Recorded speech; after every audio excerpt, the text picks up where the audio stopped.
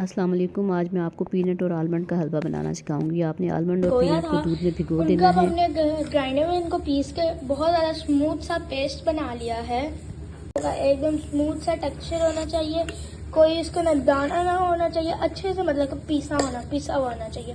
ये देख सकते हैं इतना इसका स्मूथ मिक्सचर है और बहुत ज़्यादा देखिए ज़रा भी इसके अंदर दाना नहीं है, लेकिन फिर भी हम एक और दफ़े से चला। जो हमने मूंगफलियों को जो अंदर हैंड है, आप लोगों ने क्या करना है, 1 कप शुगर को कैरमलाइज कर लेना है।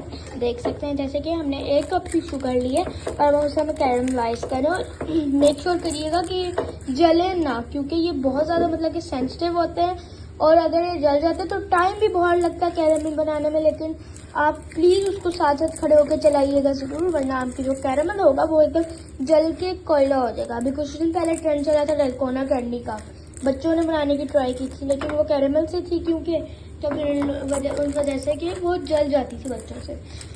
तो ये एडल्ट की सुपरवाइजिंग में करें एंड इसको मेक श्योर करें आप चलाते रहें मुसलसल, क्योंकि मैंने भी बनाने की ट्राई की थी और वो मेरे से जल गई थी कैरमल और फिर मैंने शुगर और सारा पानी ज़ाया कर दिया था।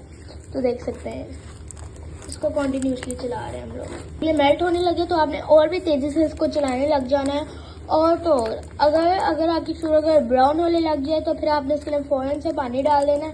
तो क्या और मेक श्योर करना है जले ना, अगर जल गई तो उसका टेस्ट में बहुत ज़्यादा कड़वाहट आ जाती है, मीठा नहीं रहता टेस्ट। तो गाइस आप देख सकते हैं कि इसके हल्का हल्का सा जो टेक्सचर है वो जो है ये ब्राउन होने लग गया, मतलब कि हल्का हल्का कैरमलाइज होने लग गई है हमारी शुगर। देख सकते हैं एकदम ये हल्का हल्का ब्राउन हो रहा है, देख सकते हैं आप लोग। ऐसे तेज़ी से चलाना है ताकि ना ये जो हमारी है ना ये जले ना।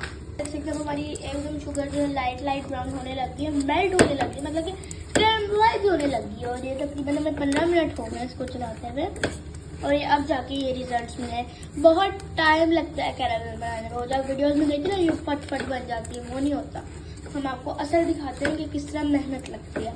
हम वीडियोस में नहीं बस ये बता दिया, फिर लोगों को लगता है सच में भी इतना ही करते हैं, इतना थोड़ा टाइम लगता है, लेकिन हम आपको असल दिखा रहे हैं कि इतना ज़्यादा टाइम लगता है। देख सकते हैं कि हमारे यहाँ पे अच्छे से कैरमलाइज हो चुकी है शुगर, मतलब कि अभी थोड़ी लाइट हुई है, अच्छे से तो नहीं हुई, अच्छे से प्रॉपर जो ब्राउन हो जाती है ना वो ही है। लेकिन देख सकते हैं अब ये थोड़ी मेल्ट हो चुकी है। जल्दी हम इसको करते हैं ताकि फिर ये जल्दी अच्छे तरीके। और देख सकते हैं कि कितना कॉन्टिन्यूसली हाथ चलाना पड़ रहा है इसके अंदर, फुल स्पीड से चला रहे हैं, भी नहीं हल्का हल्का। हमने कहा था ना जब लाइट ब्राउन हो जाए तो और भी तेज़ी से हाथ चलाना, तो हम तेज़ी से चला रहे हैं। देखिए आँच हमने कम रखी है ताकि हमारा जो है वो जो मिक्सचर है जल ना सके। और देखिए अभी गाढ़ा भी होने लग गया, पहले बहुत ज़्यादा पतला था जब शुगर मेल्ट हो रही थी, अब देखिए आहिस्ता गाढ़ा होने लग गया। अब जब ये ब्राउन हो जाता है तो हम इसके अंदर 1 कप वाटर ऐड कर देंगे।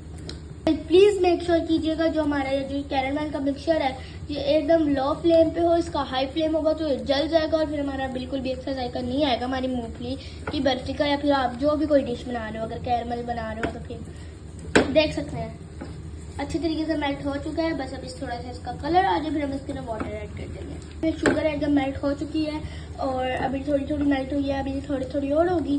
और मेक श्योर प्लीज मैं आपको बार कह रही हूँ कि जल्दी हाथ चलाइएगा, वरना आपको जो होगी ये जो शुगर जो आप कैरमलाइज कर रहे होंगे वो एकदम ब्लैक हो जाएगी। और इसके अंदर ना जैसे वो स्पाइडर वेब्स नहीं होते, अगर आप तेज नहीं चलाते, वो जो स्पाइडर वेब्स होते हैं वो इस तरह के बन जाते हैं, मतलब कि आप समझ रहे ना मैं क्या कहना चाह रही हूँ। तो यार आप देख सकते हैं कि हमारी जो शुगर थी वो अच्छे तरीके से कैरमलाइज हो चुकी है। इसका कलर भी माशाल्लाह देखिए कितना खूबसूरत इसका कलर भी आ चुका है। तो अब हमने इसके अंदर 1 कप वाटर ऐड कर देना है। तो देख सकते हैं कितना अच्छा इसमें कलर आ चुका है, बिल्कुल परफेक्ट। ये हमारी शुगर जो है अच्छे तरीके से कैरमलाइज हो चुकी है। अब हम इसके अंदर 1 कप वाटर ऐड कर देंगे। देख सकते हैं आपने एग्जैक्ट ये कलर लाना अगर आप कैरमलाइज करना चाहते हैं अपनी शुगर को। ये देख सकते हैं मेरी मम्मा जो है इसके अंदर 1 कप वाटर ऐड कर रही है। मैंने हाफ कप या फिर क्वार्टर कप आपने इसके अंदर ऐड कर देना। अपनी टेंशन नहीं लेनी है, ऐसा तो होता ही रहेगा क्योंकि हम काम भी तो खतरे वाला कर रहे हैं। देख सकते हैं ये देखें कितना मज़ेदार, ये जला नहीं है जब इसका ये शेड होता है, ये देखिए एकदम खून की तरह लग रहा है, ऐसे खून होता है। देख सकते हैं आप। अब ये देखिए हमने इसके अंदर अच्छे से वाटर भी ऐड कर दिया, इसका कलर एकदम रेडिश सा हो गया। देख सकते हैं ब्राउनिश रेडिश मैरून देखें गाइस इसके अंदर से धुएं निकल रहे हैं। और अब हम इसके अंदर दूध डाल देंगे। पहले हमारा मिक्सर जाएगा, फिर हम इसके अंदर दूध डाल देंगे। इसको पहले डिसॉल्व करना है सर। तो मैं आपको डिसॉल्व करके मिलती हूँ।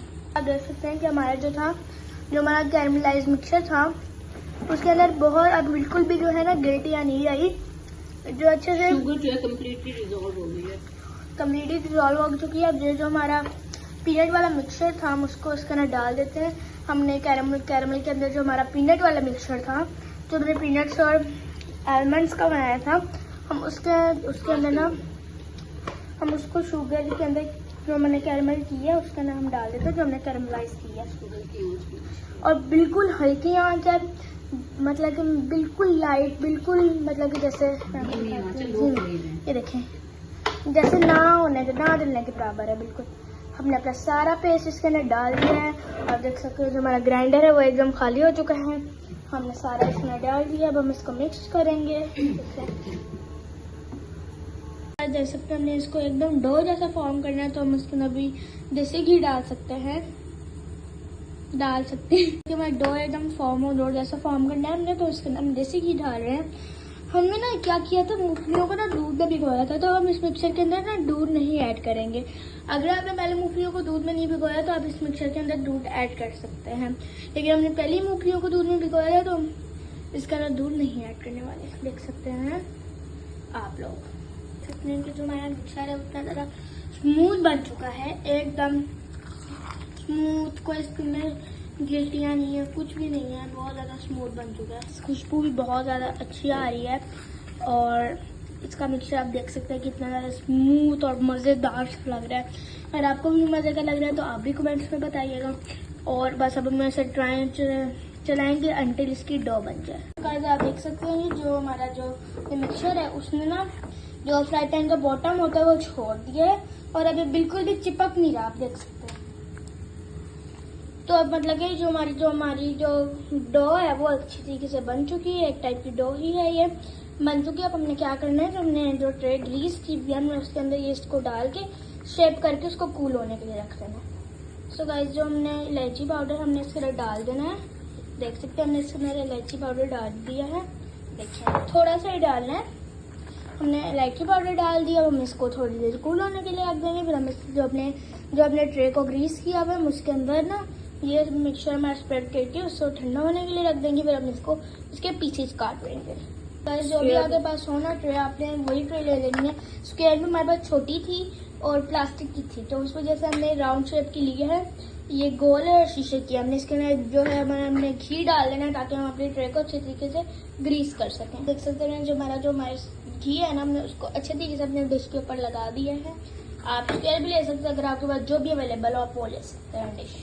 आप देख सकते हैं कि हमारा जो है मिक्सर उसके ऊपर ऑयल आने शुरू हो चुका है और ये कम्प्लीटली कैरमलाइज भी हो चुका है। और जो हमारा मिक्सचर है उसको मिला के अच्छी तरीके से हम इसे थोड़ी देर और ड्राई होने के लिए रख देंगे ताकि अच्छी तरीके से कम्प्लीटली ड्राई हो। हमारा ये मिक्सचर है, इसकी जो अच्छी तरीके से पकने का ये साइन होता है कि जो हमने जितना भी देसी घी डाला था वो इस तरह ऊपर आ जाए, तो फिर आपका ये जो होता है मिक्सचर कम्प्लीटली कुक हो चुका होता है। लेकिन गाइस जो हमारा है मिक्सचर वो एकदम ड्राई हो चुका है, हमें इस तरह का ही मिक्सचर चाहिएगा।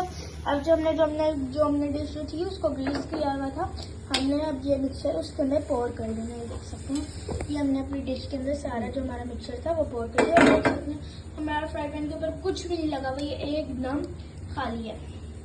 और यहाँ पे अच्छे तरीके से हमने जो हमारा मिक्सचर है उसको हमने ग्रीस की हुए डिश के ऊपर अच्छे तरीके से हमने इसे स्प्रेड कर देना है। जैसे कि आप देख सकते हैं वीडियो में अच्छे तरीके से हम इसको स्प्रेड कर देंगे। और फिर आप चाहें तो उसकी स्क्वायर पीसेस भी काट सकते हैं या फिर रेक्टेंगल पीसेस भी काट सकते हैं या फिर आप चाहें तो ट्रायंगल भी काट सकते हैं।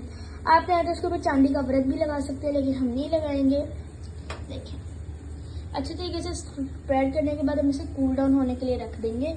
फिर हम ये जब कूल डाउन हो जाएगा तो फिर हम आपसे मिलेंगे। आप देख सकते हैं कि यहाँ पे जो हमारी जो थी जो बर्फ़ी हमने बना रही थी मूंगफली और बादामों की, वो एकदम सेट हो चुकी है।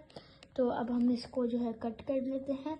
इसके ऊपर हमने गार्निशिंग के लिए कुछ पिस्ते, बादाम और मूंगफलियाँ कट के डाल दी हैं ताकि इसकी जो लुक है वो और भी इन्हेंस हो सके। तो आप देख सकते हैं हमने उसको एक शीशे के ट्रे में रख दिया था। हमने उसको शिफ्ट कर दिया था क्योंकि वो बहुत ज़्यादा बड़ा था, इस वजह से हमने उसको शिफ्ट कर दिया था इसको अपनी बर्फ़ी को। देख सकते हैं इसकी लुक बहुत ज़्यादा डिलीशियस लग रही है। आप अपने को अपने घर में बनाएं, बहुत ज़्यादा इजीली इसकी रेसिपी आप देख सकते हैं, जैसे कि देख सकते हैं आप, बहुत आसान रेसिपी है ये। इसके अच्छे तरीके से पीसेस हो चुके हैं। अब हम आपको एक साइड पे डाल के दिखाते हैं। और फिर एकदम रेडी हो चुकी है। अब हम करेंगे टेस्ट इसका। गाइस मैंने अभी चखा है, बहुत ज़्यादा मज़े किया। बस हमने इसे छोड़ देना और पकाना था इस वजह से, ताकि इसकी ना जो है ना कतली बन सके।